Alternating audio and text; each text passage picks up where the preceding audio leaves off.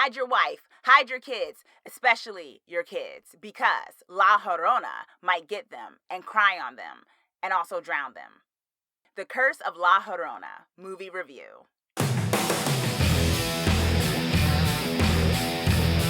Full disclosure, I'm probably going to say La Llorona very dramatically occasionally throughout this review because it's just so cool to say La Llorona. Hey Twisted people, it's your Twisted Girl here, and today I am reviewing The Curse of La Llorona. La Llorona is the sixth film in the Conjuring horror universe. A social worker, who is also a single mother, ignores the eerie warnings of a troubled woman and soon finds herself and her small children drawn into a frightening supernatural realm. La Llorona delivers on the jump scares, yet the plot and the characters, aside from the very cool and very creepy Mexican folklore, are pretty generic, making for a decent yet easily forgettable horror film. Jump scares!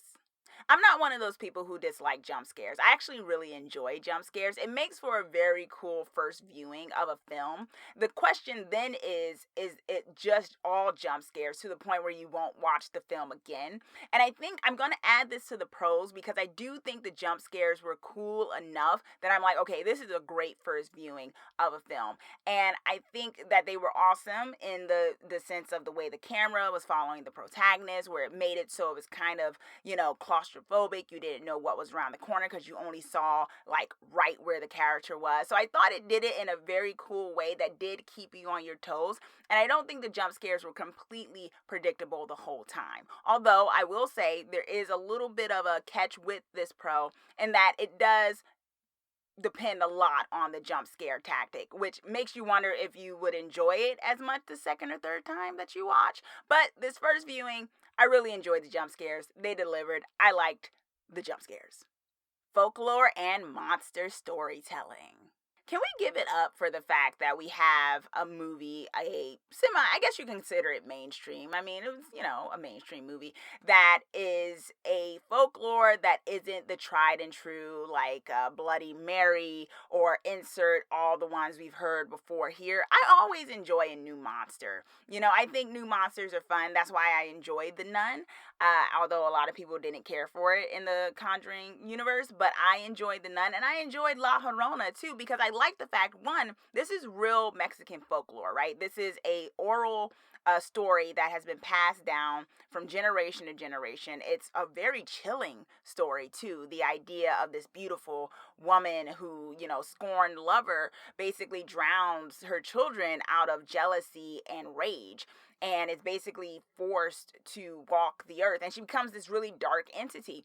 And it's a very cool folklore. It's so creepy, and I think it's so cool because, one, it shows like there's so many stories and myths and religions and beliefs and spiritual like stories out there in the universe that aren't all Eurocentric, that aren't all what we constantly hear.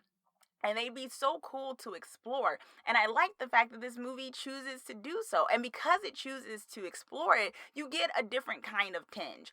I'll talk a little bit about the generic characters, but what saved it a little bit, or a lot, was this Mexican folklore. Because you dealt with the Mexican folklore, you also had to deal with a good amount of Mexican traditions, Mexican spirituality, things that come from that culture that really just kind of gave it a new flair that you don't normally see in a lot of, horror, movies here in the US. So I thought that was a plus, and I thought it was something new, and I thought, oh my gosh, La Llorona is creepy. I mean, she's a creepy monster. I mean, when you just think of the origin story that she has, there's something so dark, right? She kills her own children. Not, just this idea like Medusa or something like that, where, she was really the victim if you know the real story of Medusa, and then she's like scorned to like turn men into stone. But in this particular case, this woman actually did something pretty evil, even if she regretted it later or not, depending on what kind of version of the oral story you go with. But there's something so chilling about that makes her such a cruel monster, but also so alluring because, she was also this beautiful Mexican woman. So I really loved that they dived into this because I think it's something that you don't normally see, but it's such a cool folklore. And I thought it was cool because of the fact of what we got to explore in terms of that culture, spirituality that was intertwined in repelling the demon, in dealing with the demon, and talking about the demon. So I thought that really worked. Also, can we talk about the fact that, one of the, although it's been challenged in recent years, one of the, it used to be a rule, in my opinion, of horror pictures was that you never killed children, right? That was kind of the deal. It was like babies were off limit, toddlers and kids were off limits, not old people, not so much. But yeah, kids were off limits, right? And, we've had some recent ones in the last couple of years that have done that, have challenged that. But to have a movie where the crux of it is this idea of children being killed. Like, we've had it so some movies in the recent years have taken out the kid. But in this particular case, where the origin, where the heart of the story is the fact that kids may die. Not like Goosebumps type thing, like they go on a spooky adventure and they all kind of learn a lesson or something. Although I love Goosebumps, no shade to Goosebumps. But this real serious thing that kids may actually get killed. Pacing. This movie jumps right into it. Like, there's maybe 5 minutes of like regular domestic life, and then after that everything gets weird. It just dives right into the story, letting you know this is a horror picture. Stuff is jumping off like 5 minutes. I'm literally saying like 5 minutes into it, like stuff starts popping off. You are pretty much thrown into it 5 minutes in all the way to the very end. The plot of La Llorona takes place in terms of the scary stuff. Like, it doesn't really give you like maybe 20 minutes of exposition and stuff like that. The exposition of like where the main character's life is right now and her work and stuff is sort of intertwined throughout, but it jumps right into it, which I consider a pro. Now, there's a drawback to it, which I'll get to in my cons, but in the sense of you not having to wait long in an hour and a half movie for stuff to start going, I consider that a plus. Likeable kids. Now, I say this as a pro because, full disclosure, if you've seen some of my previous reviews, you know I am not a big fan of kids in movies.